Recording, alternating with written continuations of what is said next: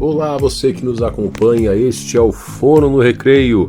Meu nome é Vinícius Fontanella. Olá, eu sou a Cleo Matos. Olá, eu sou Daniele Bauer. E hoje no Recreio eu estou com o Ronan Matos Mesalira. O hospital veio para cá hoje para falar da atuação fonoaudiológica hospitalar. Seja bem-vindo! Muito obrigado pelo convite para participar do podcast. Para mim é uma honra estar aqui com vocês hoje. Isso aí, Ronan, conta pra Muito gente. Obrigada, Ronan, seja bem-vindo. E vamos começar nossas perguntinhas com o Ronan, então. Ronan, conte para nós, no começo, lá há algum tempo atrás, quando o Ronan decidiu vir para a fonoaudiologia. Por que você escolheu a fonoaudiologia? Então, eu escolhi a fonoaudiologia quando eu estava no ensino médio. Na época, eu venho de uma cidade muito pequena, de 5.000 habitantes, em que não tem até hoje fonoaudiólogo. Então, eu não conhecia a profissão até estar no ensino médio e vir para Passo Fundo, fazer uma visita à Universidade de Passo Fundo e conhecer os cursos. Então, nessa atividade de vir conhecer os cursos, na linha que eu escolhi para visitar, tinha o curso de fonoaudiologia. E aí, nessa apresentação, eu gostei tanto das possibilidades da profissão, gostei tanto da atuação do fonoaudiólogo nas diversas áreas da comunicação humana, que eu saí daquela visita já com a quase certeza de que era isso que eu queria. E aí pensei por mais uns dias, analisei os outros cursos que me interessavam na época, mas bati o martelo que era fonoaudiologia que eu queria. E assim foi. Fiz o vestibular, passei, cursei e aí estou aqui hoje, já há quase 10 anos como fonoaudiólogo. Poxa, Ronan, qual é a tua cidade? Eu sou de Marcelino Ramos, na divisa com Santa Catarina. Ah, legal da gente comentar também, porque isso é uma prática mais das cidades do interior, né? Que eu também moro numa cidade do interior, a nossa cidade também é pequena, e como os nossos estudantes do ensino médio não têm uma universidade muitas vezes próxima, a escola do ensino médio leva esses alunos para a universidade, para os grandes centros, para conhecer a diversidade dos cursos, né? E que legal que o Ronan chegou lá em Passo Fundo e encontrou a fonoaudiologia, porque nem sempre os estudantes têm essa oportunidade, né? Porque não, a fonoaudiologia é um curso que não é ofertado em todas as universidades, ele é um curso pouco ofertado. E que legal que o Ronan chegou lá em Passo Fundo e conseguiu ter essa experiência, né? É verdade. A mais próximo de Marcelino Ramos tem a URI, em Erechim, e realmente não tem curso de fonoaudiologia, o mais próximo era em Passo Fundo mesmo, e foi muito importante para minha decisão, e primeiro para conhecer o curso e para minha decisão poder conhecer na universidade esse espaço que as universidades oferecem para os jovens do ensino médio escolherem a sua profissão. É muito válido, muito rico esse momento. E quando tu chegou lá, que eles te apresentaram a diversidade dos cursos e a diversidade na fonoaudiologia, qual foi a parte da fonoaudiologia, qual foi a área da fonoaudiologia que logo te chamou, assim, logo te pegou e te deu essa quase certeza de voltar? Então, foi a área da voz, mais precisamente as áreas relacionadas à fonoaudiologia forense e à comunicação, o trabalho com profissionais da voz falada, do telejornalismo, os profissionais da rádio, da televisão, foram a área que mais me chamaram a atenção na fonoaudiologia. Inclusive, hoje eu, que sou da hospitalar, na época, nem naquela apresentação a área hospitalar foi pouco mencionada, então eu entrei no curso sem conhecer propriamente essa área. Entrei principalmente por conta da atuação com comunicação e com voz, e com a fonoforense. Olha só, o Vini já se encantou aí, porque o Vini é totalmente da área da voz. E como é que você foi parar na área hospitalar? Então, na metade... Claro que né, até tem a ver um pouquinho, né, questão de voz, mas como que... Conte aí para nós.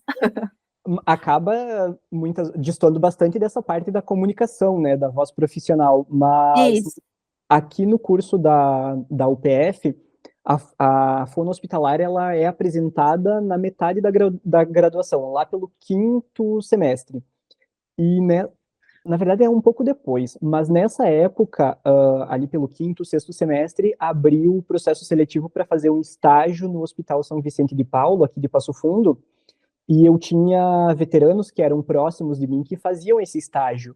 E aí eu fui conversar com eles, perguntei como é que era, porque na época eu trabalhava fora da área da fono, né, fora de estágios, e eu queria me inserir mais nos estágios em fonoaudiologia.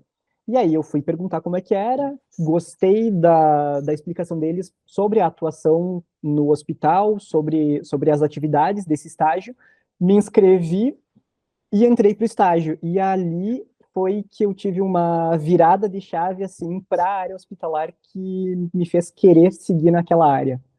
Falou, é isso e... O estágio foi fundamental para eu gostar da área da disfagia e da hospitalar, para eu querer ir para essa área. O estágio, ele nos abre muitas possibilidades. Eu acho que a maioria dos fonoaudiólogos, quando estão na graduação, depois que vão para os estágios, é onde define realmente as áreas em que querem atuar, né? Ou a área em específico em que querem atuar. Por isso é tão importante, né? Conhecer todas as áreas da fonoaudiologia quando ainda está na graduação também, né? Com certeza, a gente sabe que muitas vezes, dependendo do lugar onde o curso é ofertado, acaba tendo uma limitação para uma área ou para outra, em função da disponibilidade de cenários de prática, mas ter clínicas, hospitais que ofereçam estágios extracurriculares ou estágios prolongados em relação aos que a graduação oferece já curriculares, é muito importante para mostrar a realidade da atuação profissional para os alunos e conseguir direcionar esse estudante para essa área ou não, né? Ou para ver que não é que é aquilo que não quer mesmo. Exatamente. Eu acho que os estágios extracurriculares são extremamente importantes hoje em dia para os alunos de graduação. Com certeza, com toda certeza. E me conte, depois que você se formou, foi logo atuar em clínica, foi para o hospital, como que foi essa tua trajetória? Então, eu me formei em julho de 2016, e aí, menos de um mês depois, eu consegui uma vaga de emprego, mas para atuar em audiologia, com próteses auditivas. Nossa Senhora! Sim.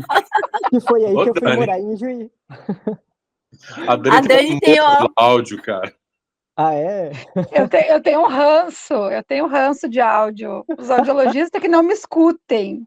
É Gente, verdade. A gente chama muito pouco audiologista para esse programa. Você me corrigir É isso. verdade. A gente vai precisar corrigir. Não é nada Acadêmicos pessoal. não deem bola para essa fala, acadêmicos, não. Mas o pior é que foi isso mesmo. Na graduação eu gostava de áudio.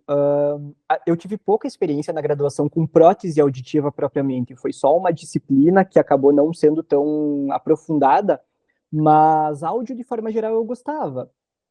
No ranking de preferência das disciplinas, assim, das grandes áreas da fonoaudiologia, eu diria que áudio era a minha terceira ou quarta opção. Não estava em último colocado. Mas foi desafiador, assim. Eu fiquei, depois da graduação, trabalhando 1 ano e meio na área de áudio, fazia áudio ocupacional, áudio clínica, né? E trabalhava com prótese auditiva também. Então, foi um período de muito aprendizado, muito mesmo, mas foi desafiador, porque era uma área que não era, assim, de domínio propriamente, né? A de domínio era motricidade orofacial, disfagia, hospitalar, né? Mas foi muito bom. Eu diria que foi muito bom para o meu amadurecimento pessoal e profissional.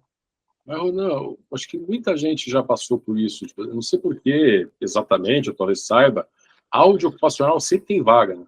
O cara se formou, quer trabalhar, a áudio ocupacional está lá, olha, temos vaga, o cara precisa trabalhar e vai. E você mencionou uma coisa ali, en passant, que eu gostaria de mencionar, que é uma coisa que, às vezes, o acadêmico vai para a universidade e não sabe que o curso de fonoaudiologia ele pode ter esse ou aquele perfil.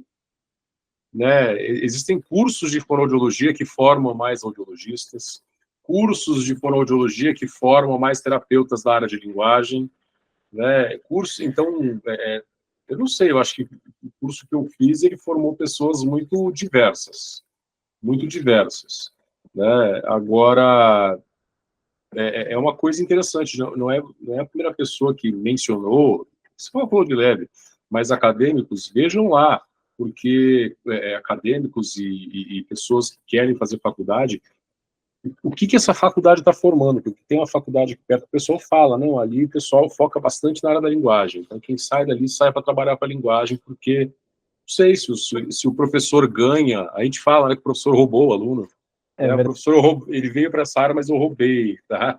E olha que o meu estágio de áudio foi muito legal.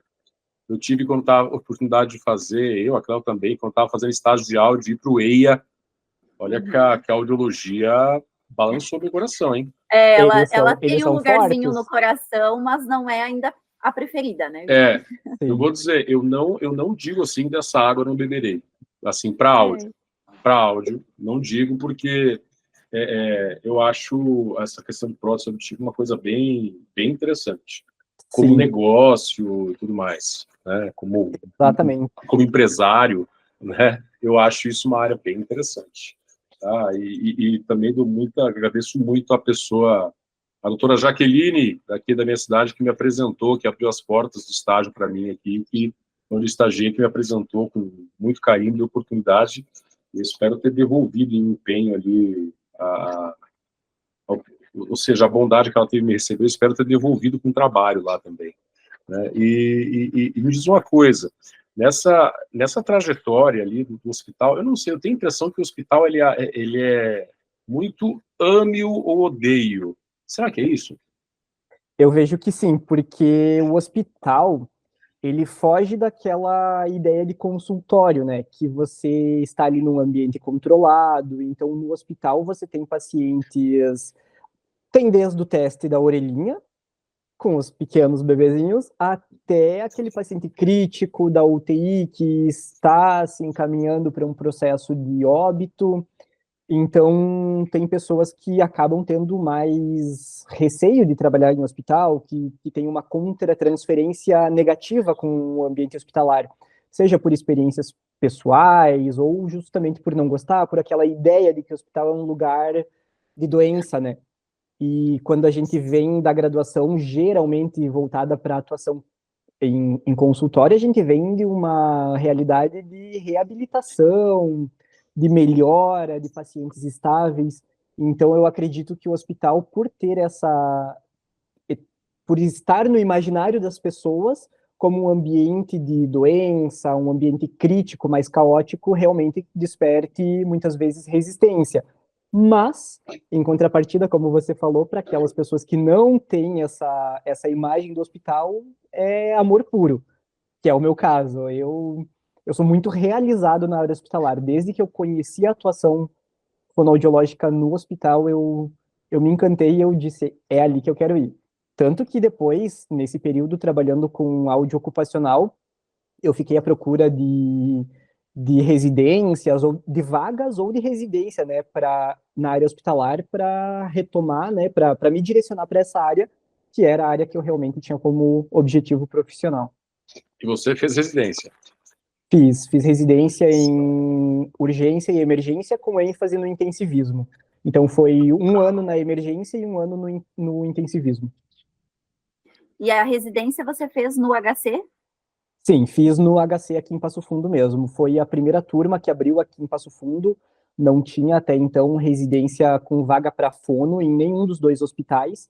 E aí abriu esse programa de residência já na área de emergência e intensivismo. Então foi um boom, assim, não foi... A maioria dos programas de residência que eu conhecia até então eram na área crônico-degenerativo, né, que são pacientes já mais... são crônicos, mas mais estáveis, né? E aí essa vaga foi para emergência e intensivismo, então já foi, na zona mais crítica da área hospitalar. Na chegada já, né? Sim, exatamente. E aí você fez esse período de residência, que formou e continuou no HC? Sim, eu fiz a residência de março de 2018 a fevereiro de 2020, são 24 meses de residência, né? Uau! E aí eu terminei a residência na última sexta-feira de fevereiro, na segunda-feira eu já fui efetivado como profissional ali do setor de fono, e não sei se para minha sorte ou para o meu azar, 20 dias depois veio a pandemia, né?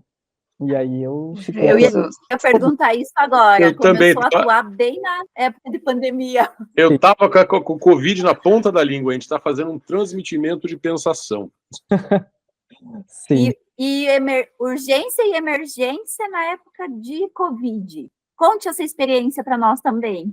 Então, como a minha residência foi na área do intensivismo, de adulto crítico, eu fiquei responsável como fonoaudiólogo referência para as unidades de terapia intensiva do HC. E, na época, desde o início da residência, o setor de fono do HC começou a passar por um desenvolvimento, por um crescimento, aumento de profissionais. Até a residência tinham 2 fonos apenas, e aí hoje em dia são 5 fonos e mais 8 residentes, então cresceu exponencialmente desde então. Mas, na época, eu era o único fono que tinha essa formação pro intensivismo. Então, eu fiquei responsável por esses cenários, inclusive pelos cenários COVID. E aí, no começo não, né? Sempre teve a recomendação de que quando não se tinha mais de um profissional, ou melhor, quando não se tinha um profissional exclusivamente para a área COVID, o profissional que fosse atender lá, deveria atender primeiro os pacientes sem COVID, depois, no final do turno, ir para o COVID. Então, aí foi isso que a gente fez. No turno da manhã eu ficava com as UTIs limpas, digamos assim, e no turno da tarde eu ia para a área do COVID no início. Foi uma experiência... Não sei descrever, porque a pandemia gera sentimentos muito controversos e muito diferentes, né? Então, não gostaria de ter passado, mas foi extremamente enriquecedor profissionalmente falando, né? Uhum. Só quem viveu, né? É. A gente já teve outros profissionais aqui que também ingressaram, a Jaque, que assim que se formou, entrou direto no hospital lá em Sim. Brasília, na época do Covid também, e são relatos assim, que foi muito desafiador, foi enriquecedor, mas não gostariam de ter vivido. Exatamente. A gente pode imaginar. Não gostaria de ter vivido e espero nunca precisar viver isso de novo. Espero que nenhum outro profissional que saiu da graduação depois precise viver isso, porque é traumático. Apesar de enriquecedor, é traumático e extremamente desgastante. A gente tenta imaginar, mas eu acho que nem no maior dos nossos esforços vai conseguir, não tendo passado pelo que vocês passaram. Mas vamos falar assim, você falou que vocês estão dentro do hospital, e eu imagino que é aquela correria do caramba, né? Você está lá, Ronan, a gente precisa de você. E você está no hospital que tem um centro de fonoaudiólogos, que tem esse, tem aquele, tem os residentes, mas essa não é a realidade da maioria dos hospitais. Tem hospital pra caramba que não tem um fonoaudiólogo. Exatamente. E tem hospital pra caramba que tem um. Sim. Olha, um dado chocante é que o Hospital de Pronto-Socorro de Porto Alegre, que é referência estadual em trauma e queimados, não tem fonoaudiólogo. Então, tu pensa um paciente trauma neurológico, queimado, como que acontece a reabilitação desse paciente? E é um hospital exclusivamente SUS, né? Uhum. E aí, depois que ele sai do hospital, ele acaba indo para a rede, e aí perdeu boa parte do tempo do timing para o tratamento, né? Engraçado que Porto Alegre é uma cidade bem servida de curso de fonoaudiologia, inclusive de faculdades públicas, né? Devia ter essa integração, né? A gente imagina que, né, o cara pode, de repente, estagiar ali, e aí o professor tá lá, e aí tem um fono conveniado ali. É complicado, cara. Mas, Sim. enfim, aí eu tava falando que nesses hospitais que tem um, né? Aí você fala assim, ô fono, vai lá para caramba, pro neonato lá, porque acabou de nascer, se você fazer um teste do orilim da linguinha. Uhum. Fono, agora se paramenta e vai para UTI, porque lá na UTI você vai precisar ver um caso infeccioso ali. Se você acha que tudo bem liberar a dieta via oral, aí você vai lá e faz uma avaliação tudo paramentado, vai lá, tira, viu?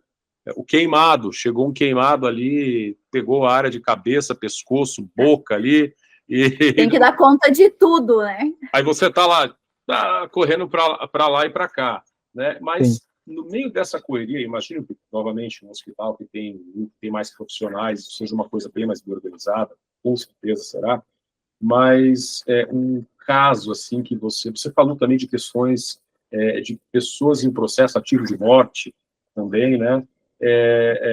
Se teve alguma situação assim que tocou seu coração, que fez você respirar pra caramba e falar assim, cara, que bacana, o que importante foi o meu trabalho, que você gostaria de compartilhar com a gente? Sim, eu tive 2 casos, assim, que até hoje eu tenho guardado na memória e no coração, que são casos bem extremos, na época, e os dois eu atendi na época da residência mesmo. Um deles é de uma bebezinha que, apesar de a minha residência ser direcionada a adultos críticos, na época o hospital ainda não tinha residência na área da materno-infantil, então a gente também atendia casos críticos de pediatria. E era uma bebezinha com doença de Pompe, que é uma doença rara, que tem um desenvolvimento rápido, assim, um declínio rápido, e o medicamento é muito caro e não tem. Peraí, que a luz deu uma piscada aqui. E não tem.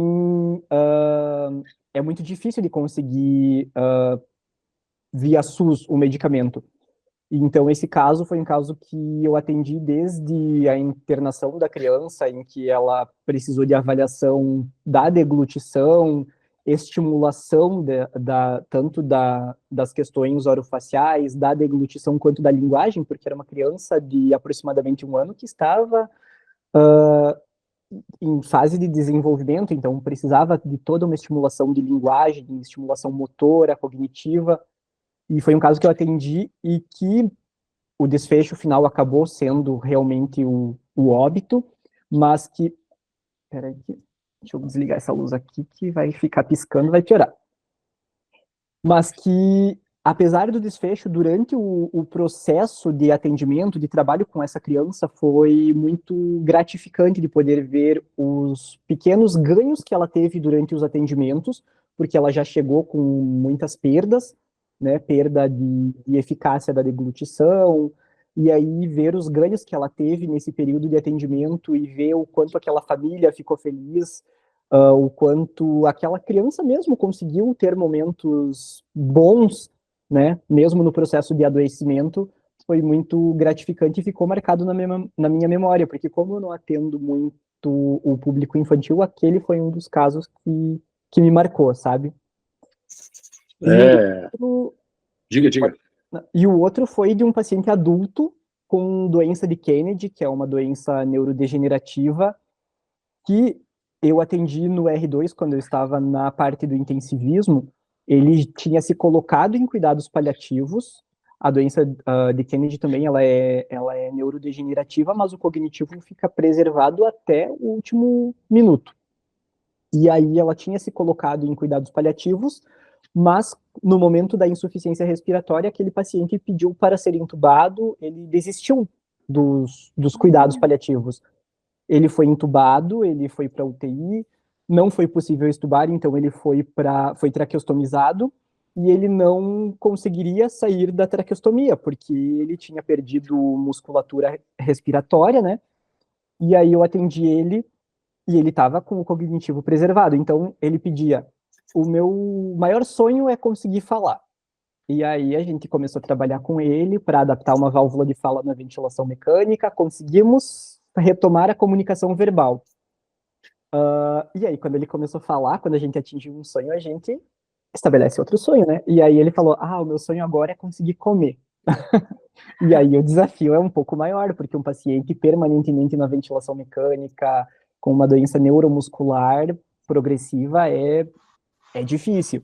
E aí a gente foi trabalhando com aquele paciente, não chegou ao ponto de ele conseguir comer uma refeição, mas pelo menos estímulos gustativos a gente conseguiu fazer com ele.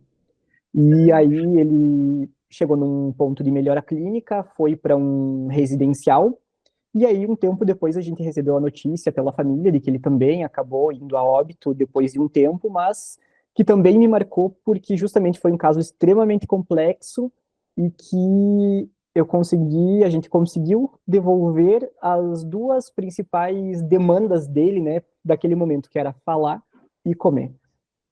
Pelo menos para ter um estímulo gustativo. É muito interessante a gente pensar que, nesses momentos, a gente tem que avaliar. Tudo que a gente tem pouco, a gente valoriza. E a gente, como terapeuta, a gente quer entregar qualidade de vida. Não importa quanto tempo de vida a pessoa vai ter. Você pode entregar uma qualidade de vida, uma melhora, uma progressão, nem que seja para o cara viver 15 dias. Afinal, se ele tem só aqueles 15 dias para viver, né? A gente tem que olhar para ele viver da melhor forma possível aqueles dias, né? Exatamente. Na apresentação do curso de fono, lá na época do ensino médio, que foi feito pelo pessoal da UPF, eles passaram um vídeo que tinha sido produzido numa semana acadêmica, numa atividade da semana acadêmica deles, em que tinha uma frase, não sei se era deles, daqueles acadêmicos daquele período, ou de alguém, mas que eu não vou lembrar, mas no final do vídeo dizia: não, a fonoaudiologia é uma profissão que não pode aumentar os dias de vida, mas pode aumentar a vida dos dias que a pessoa tem. Era alguma coisa nesse sentido. Muito bom. Então, eu me lembro até hoje, porque aquela frase também foi uma frase que me tocou, assim, em relação à profissão que me chamou para fonoaudiologia. Nossa, é realmente uma frase que faz a gente pensar. E realmente, né, é o reflexo da nossa profissão. A gente não... Hoje em dia, eu já diria que a gente consegue sim trabalhar para o paciente ter mais dias de vida, prevenindo pneumonias aspirativas e complicações decorrentes dela, mas, em essência, somos uma profissão da reabilitação, então a gente pode sim devolver a vida para os dias que qualquer pessoa ainda tem pela frente, seja em relação à retomada da comunicação verbal, da alimentação, da audição, enfim, com certeza conseguimos melhorar muito a qualidade de vida das pessoas. Uau! E, Ronan, eu tive o privilégio de poder passar alguns dias com vocês ali no HC, e para mim foi uma experiência muito enriquecedora, que realmente abriu muito a minha visão sobre a área hospitalar. E nesse tempo também, em que você se formou na tua residência, você entrou no HC, teve toda essa ampliação dos profissionais e da área de fonoaudiologia dentro do HC.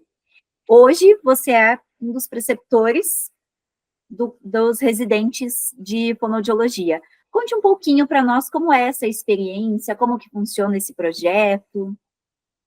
Então, ser preceptor da residência é desafiador.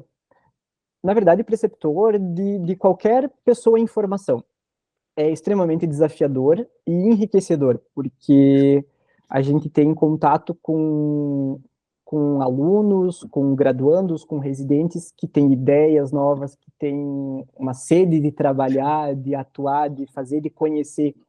Então, é uma responsabilidade muito grande e é desafiador no sentido de que a gente precisa se manter o mais atualizado possível, porque a gente está guiando diretamente a formação e o futuro daquele aluno. Então, é extremamente desafiador essa responsabilidade, mas é muito bom, muito gratificante, principalmente quando você vê um acadêmico que passou pelo cenário em que você estava preceptorando, se formou e conseguiu passar num processo seletivo, conseguiu iniciar a sua jornada profissional em uma boa clínica, em um bom lugar, ou conseguiu ingressar na residência, e também ver os residentes terminando a sua especialização e conseguindo bons empregos. Eu até, essa semana eu estava comentando com os meus colegas, com uma colega do HC, como os nossos ex-residentes estão bem colocados, porque todos eles conseguiram se direcionar para a área que queriam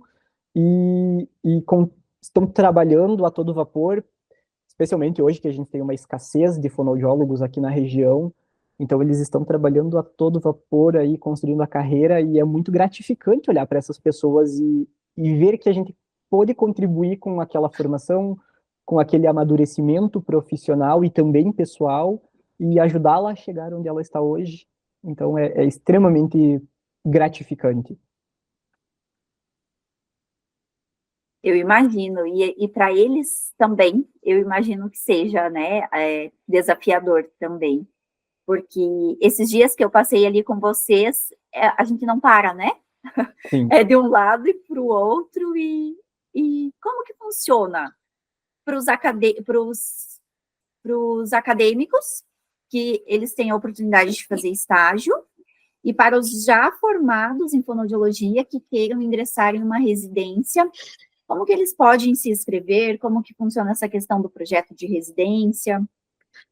Então, em relação à graduação, o HC, por exemplo, e acredito que a maioria dos hospitais que sejam hospitais de ensino tem estágios extracurriculares. Então, eles são, é feito um processo seletivo, os estágios extracurriculares aqui no Rio Grande do Sul são vinculados ao CIE, que é um órgão estadual que faz toda essa tramitação do vínculo entre o estagiário e o fornecedor do estágio, né, o profissional, a clínica ou o hospital, e aí tem esse estágio que muitas vezes é remunerado. O HC, por exemplo, também tem um projeto que se chama Vivências Hospitalares, que aí é um estágio observacional não remunerado, mas aí que o acadêmico precisa pagar para fazer, né, essa vivência. E para a residência, a gente tem o processo seletivo. Esse ano, até o ano passado, o HC fazia parte do ENARE, que é como se fosse o Enem das residências. Então, você se inscreve no ENARE, faz a prova, aqui em Passo Fundo, tem diversas cidades do Brasil a aplicação dessa prova, e aí, com base na tua nota, você escolhe para qual região você quer se inscrever, para qual vaga, para qual programa de residência. Então, você não precisa se inscrever antes de fazer a prova. Você se inscreve, faz a prova e depois escolhe para qual programa você quer ir.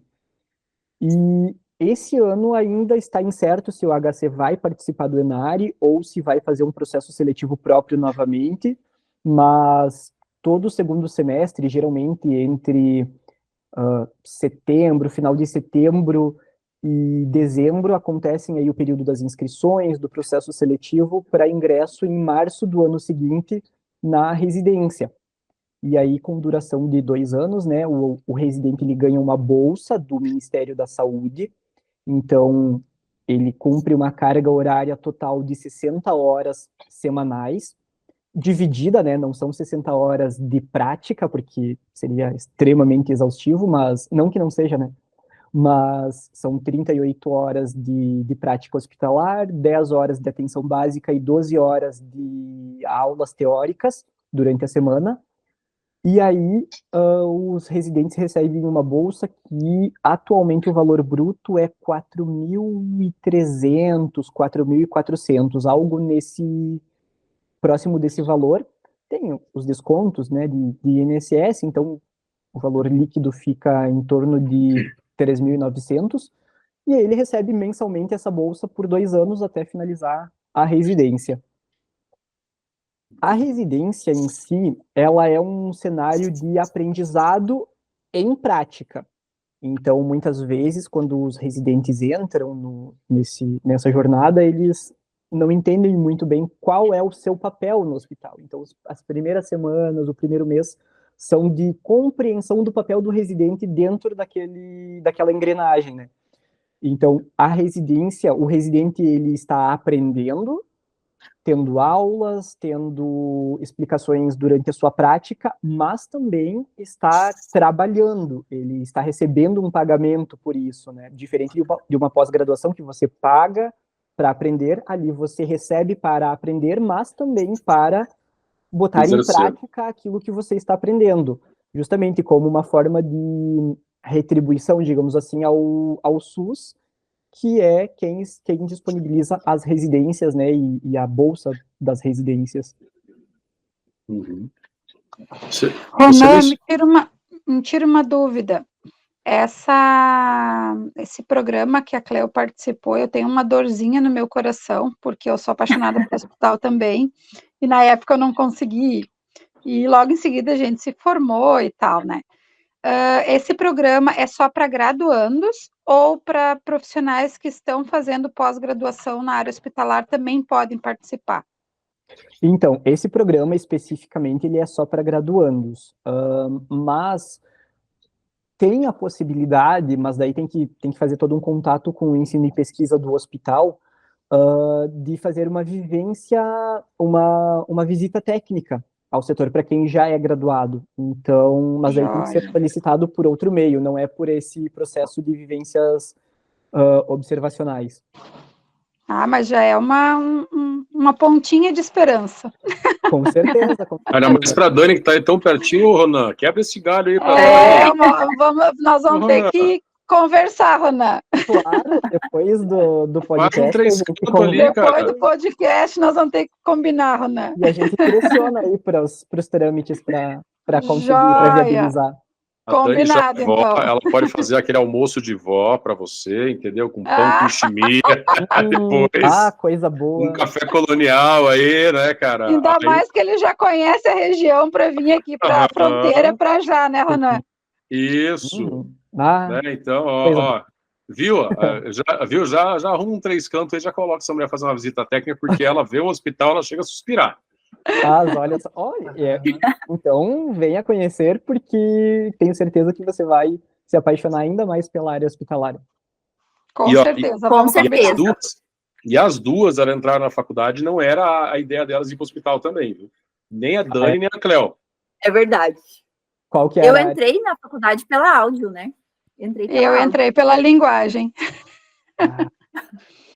Só eu correndo da disfagia, né? Só eu fui fiel, cara. Eu entrei pela voz. E deixa eu te contar, Ronan. Eu sou professora, eu sou pedagoga, educadora especial, e foi um paciente do HC que ficou tempão lá no HC, que era nosso aluno aqui da escola, que veio para a escola com sonda, né? E eu comecei a alimentar ele, todo mundo já conhece essa história. Eu quase morria do coração cada vez que eu precisava tratar ele na sonda, e eu dizia, eu não nasci para a área da saúde, eu não posso tratar ele, eu passava mal, eu chorava, minha pressão subia, eu quase morria. E daí, sabe aquele velhinho lá de cima? Colocou o dedo e disse, agora tu vai para fone, tu vai te apaixonar pela disfagia e tu vai ver que tu nasceu para a área da saúde. E perdeu o medo? Perdi o medo, sou encantada, apaixonada pela área da disfagia e tá. Eu acho que um dos limitantes para os acadêmicos de irem para a área hospitalar é o medo mesmo, porque se tem todo aquela névoa, assim, que paira a disfagia de que tu mata paciente. Só que tu não mata, tu devolve a qualidade de vida, tu salva. Tu devolve a qualidade de vida. Aliás, acho que uma coisa que a gente tem que abordar aqui no nosso podcast é a questão econômica por trás do fonoaudiólogo no hospital. Né? Eu já li, e eu tenho um problema, Ana, assim, que às vezes eu leio, depois eu não lembro onde que eu li, mas eu devia ter guardado, cara, a questão, assim, o quanto de questões hospitalares você economiza em você ofertando cuidados fonoaudiológicos para um paciente que necessita. Por exemplo, você falou em pneumonia de repetição, né, em pneumonias aspirativas, né, uma pessoa que tem esse cuidado na hora de você liberar a dieta, na hora de você fazer reabilitação, ela pode evitar de voltar para o hospital e incorrer em novos custos para o sistema de saúde. Tá? E isso a gente pode replicar para diversas outras situações de atuação do próprio fonoaudiólogo, digamos a atuação neonatal, né? Você fazendo, que já é lei, mas a gente sabe que não é bem aplicado, não é bem por aí, né? A questão do teste da orelhinha, né? Quanto que a gente economiza, né? Até em você ter uma reabilitação mais funcional, mais melhor, uma reabilitação melhor, em você ter um indivíduo funcional mais produtivo. A gente teve residentes de outras áreas, não da fono, que foram fazer vivência, usando o HPS como exemplo, que foram fazer vivência, né, no HPS em Porto Alegre. E eles voltaram de cabelo em pé, que lá não tinha fonoaudiólogo para atuar com as traqueostomias, para atuar com a decanulação, não tinha fonoaudiólogo para liberar, para avaliar e reabilitar, para liberar dieta por via oral, e eles tinham números muito altos de pacientes com pneumonia no pós-extubação, porque são pacientes críticos, extremamente críticos, e faziam pneumonia por aspiração de alimento, por não ter tido uma avaliação qualificada de um fonoaudiólogo, né? Então, hoje em dia, quando a gente sai da graduação, tudo que a gente quer é botar a mão na massa, trabalhar, ser um clínico e trabalhar e reabilitar. Mas depois que a gente entra numa clínica ou num hospital, a gente acaba tendo que se direcionar para a área da gestão também. É inevitável, porque a gestão é o que move a clínica, é o que permite que os profissionais botem a mão na massa. E olhando um pouco mais para a gestão, a gente vê que tudo que os gestores dos hospitais querem, ou pelo menos a maioria, é que o paciente não volte para o hospital. É que o paciente tenha alta, vá para casa e não precise mais voltar. Porque voltar para o hospital é gasto para o hospital, é custo. E, claro, além de todos os prejuízos para o paciente, que são imensuráveis, né, para a instituição é um gasto. Porque um paciente que interna tem uma despesa de diária, de hotelaria, de alimentação, de água, de energia elétrica, de medicamento, de dispositivos, de mão de obra, então é um gasto enorme por paciente. Então tudo que se quer é que os pacientes, e o nosso país é um país que está envelhecendo, né? O nosso estado é um dos estados com a média de idade, o Rio Grande do Sul é um dos estados do Brasil com a média de idade mais avançada. É um estado que está envelhecendo junto com o país. Então, a gente tem nos hospitais cada vez mais pessoas precisando de internação. Então, aquele paciente que internou por um quadro, por um politrauma, um traumatismo craniano, e teve alta, tudo que se quer é que ele não volte tão cedo, porque tem outros pacientes que começam a precisar do hospital. E aí, esse gasto vai aumentando, apesar do hospital receber recursos federais, estaduais, municipais, muitas vezes não chega ao que o hospital tem de gasto. E ter fonoaudiólogos reduz significativamente esses gastos, com antibióticos, com sondas, com dietas enterais, com cuidados de enfermagem, com dias de internação.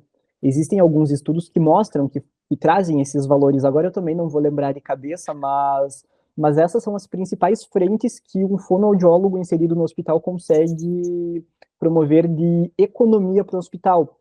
Então, o fonoaudiólogo ele não traz lucro direto para o hospital. Ele evita gastos. Ele evita gastos e traz uma economia de forma indireta.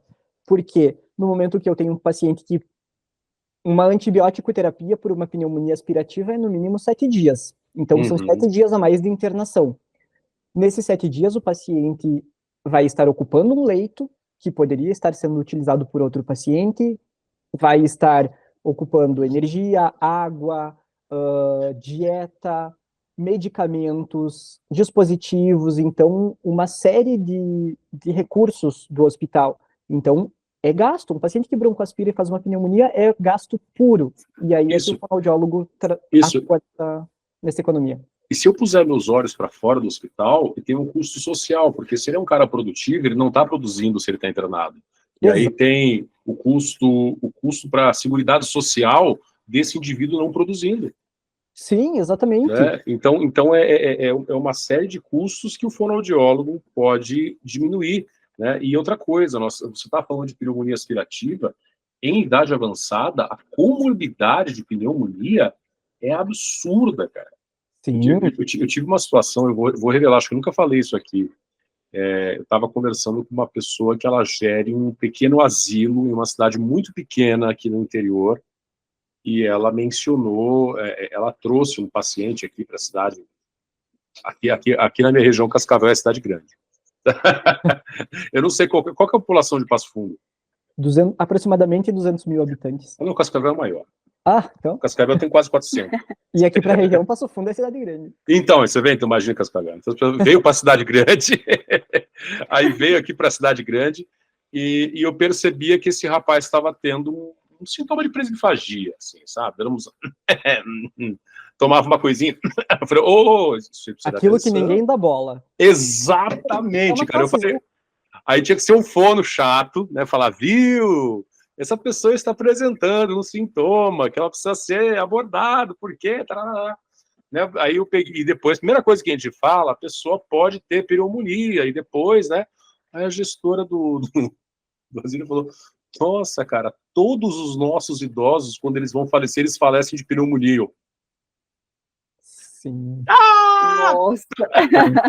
Todos. E ficou aquele negócio, passando na minha mente, slow motion. Todos os idosos. Meu Deus, é tudo pneumonia aspirativa. Com certeza. Né? E aí nós entramos naquela outra questão, né? A dificuldade que se tem em pequenas cidades de se ter centros de saúde que tem a quantidade de profissionais habilitados. Vou falar assim, põe um forno lá, que é só porque, uma andorinha só não faz verão. Né? Você tem que ter um centro de saúde habilitado, mas aí também é um dos ossos, aí, um dos problemas de se morar em cidades pequenas, assim. Eu tenho um relato sobre isso. Conta pra gente. Quando se eu não me engano, eu estava no ensino médio. Sim, antes de entrar na graduação. Na época eu ainda não conhecia a fonoaudiologia, o meu avô era idoso e teve uma internação hospitalar lá na minha cidade, do interior do Rio Grande do Sul, que não tem fonoaudiólogo até hoje, a cidade. E no hospital, consequentemente, também não. Então, eu me lembro até hoje que o meu avô estava num quarto em que ele tinha um vizinho de internação, e esse vizinho estava bastante grave, ele já não se comunicava verbalmente, também era idoso. E eu me lembro até hoje da cena, a esposa dele, ele deitado, sem elevação da cabeceira, deitado, só 1 ou 2 travesseirinhos, tomando sopa. Tomando não, ganhando sopa. E aí... Ganhando sopa. Uma senhorinha, não sei se vocês já viram um vídeo que é um meme, que tem uma mulher, assim, que larga uma conchada de comida na boca da criança deitada, foi tipo isso. Ela pegava, dava uma colher de sopa, ele não engolia, obviamente ele ficava com tudo na boca, ficava gemente, e ele ficava com aquela sopa borbulhando, sabe, fazendo aquelas borbulhas, como se estivesse soprando um canudinho num copo com água. Ele borbulhava aquela sopa, assim, e eu me lembro até hoje disso, porque eu nunca pensei na minha vida que eu ia trabalhar com esse tipo de paciente. E aí, quando eu fui para a área hospitalar, eu olhei assim, eu pensei, não é possível. E aquele paciente ganhava aquelas colheres de sopa, tomou uma cumbuca de sopa, tomou não, né, ganhou uma cumbuca de sopa inteira, sabe-se lá para onde foi, a gente sabe, na verdade, para onde foi, né? E aquilo ficou na minha memória porque me dava uma angústia de ver aquele senhorzinho lá com aquela sopa borbulhando na boca. E aí a gente vê exatamente isso que você falou. Cidades pequenas muitas vezes não conhecem a importância ou não sabem que é broncoaspiração, que é disfagia, e que isso é muito comum na população idosa, principalmente quando eles têm outras comorbidades associadas, né? Então, acho que a expansão da fonoaudiologia atualmente tem contribuído muito para o conhecimento da população sobre esses aspectos e sobre esses cuidados que são necessários. Ronan, lá no seu trabalho, o fonoaudiólogo dentro da equipe hospitalar é um profissional bem respeitado? A opinião dele é bem considerada ou isso é um problema? Porque eu já tive relatos de profissionais que falaram assim, para o hospital não vou mais porque lá eu falar ou deixar de falar era a mesma coisa. Sim. De forma geral, sim. O nosso serviço ele é bem respeitado. Nós temos solicitações para atendimento em 100% dos setores do hospital, desde a porta de entrada até, eu falo desde a emergência até a UTI, porque a emergência fica no térreo e a UTI no último andar do hospital. Então, tudo que está no meio desse caminho, a gente atende, a gente faz avaliações, a gente faz reabilitação e a nossa opinião ela é sim respeitada. Claro que variam de equipe para equipe, então tem equipes que não têm muitos pacientes disfágicos de forma geral, então eles acabam não conhecendo tanto a importância do nosso trabalho, mas aí quando vem, por exemplo, um médico da clínica médica para atender aquele paciente junto, porque teve outras complicações e aciona a equipe de fono, a gente consegue ter uma troca legal e aquela equipe passa a ficar consciente da importância do nosso trabalho. Então, de forma geral, no nosso hospital, a equipe de fono é, sim, respeitada. Sempre tem aquele trabalho de formiguinha de ir lá e conscientizar do início os profissionais, principalmente por ser um hospital de ensino que tem residência médica também. E muitos deles chegam sem conhecer a fono. Então, mas de forma geral, a gente consegue ter uma atuação bem sólida dentro do hospital. E muito disso é, sim, graças ao crescimento que a residência trouxe para o hospital, porque a residência tem esse papel nos hospitais. Ela tem essa função que é estruturar, contribuir com a estruturação e qualificação dos serviços, com o crescimento dos serviços. Então, a residência, ela trouxe muito, ela permitiu muito a expansão do nosso setor e, consequentemente, o respeito pelas nossas condutas e pelas nossas decisões. Pô, que bacana, cara. Isso é uma delícia escutar, para saber que o nosso Isso é trabalho... muito importante, exatamente, de saber que o nosso trabalho está começando a ser reconhecido, né? Porque justamente isso, até pouco tempo atrás, sempre tinha aquela pergunta, fono o quê? Sim. E nem sabiam o que era o fono, e hoje estamos crescendo e chegando em outros patamares, como se diz, né? E ali no HC, a residência é separada por setores, isso? Sim, nós temos residência multiprofissional com vaga para fono em atenção materno-infantil e neonatologia, onde os residentes atuam no primeiro ano na maternidade, com as triagens, com auxílio à amamentação, na pediatria, com a avaliação dessas crianças para disfagia, para beratriagem, enfim, para as demandas gerais, para a linguagem, um pouco menos frequente, mas também. E no segundo Que ano... a preceptora é a Cecília, isso? Isso aí, é a Cecília. E aí, no segundo Cecília, um beijo para você, te esperamos aqui também, hein? Olha aí, ó. Aí eu falei, acho que foi hoje que eu falei para ela que ia participar do podcast. E ela, a Cecília é uma colega maravilhosa. É uma querida, é uma querida. E aí, no segundo ano, esses residentes, eles atuam na UTI neonatal e na emergência pediátrica. A gente tem leitos específicos para pediatria na unidade de emergência. O nosso hospital, ele não tem UTI pediátrica ainda. Está em processo de construção, mas ainda não tem. Então, também vai ser um cenário para o residente de segundo ano quando iniciar esse trabalho. E aí nós temos a residência em urgência e emergência com ênfase no intensivismo, que foi a que eu fiz, né, a primeira turma de residência do HC, que o primeiro ano ele fica concentrado na emergência, mas também nas enfermarias, e o segundo ano fica concentrado nas unidades de terapia intensiva destinadas aos pacientes adultos e nos pacientes pós-UTI, porque daí a gente tem um trabalho mais de reabilitação com esses pacientes críticos. E temos também vaga para o programa de residência em neurologia, atenção especializada em neurologia e neurocirurgia, que daí atua nos diferentes cenários hospitalares, mas com ênfase no paciente neurológico ou neurocirúrgico. Então, são esses que a gente tem vaga. O nosso hospital tem residência em cardiologia e em onco, mas essas duas residências são vinculadas com a Universidade de Passo Fundo, mas não temos vaga de fono para esses dois programas. Infelizmente, porque ainda não temos, né? Temos atuação muito, muito grande com pacientes oncológicos e também com pacientes cardiológicos. Ronan, hoje o Ronan, dentro de tudo que o Ronan já viveu, dentro de todas as paixões que ele encontrou dentro da fonoaudiologia, dentro de tudo que ele acredita, qual é a mensagem do Ronan para aquele adolescente que está lá no ensino médio, que ainda nem conhece muito bem a fonoaudiologia, ou que daqui a pouco está pensando em cursar a fonoaudiologia? Qual é o recado do Ronan para esse estudante?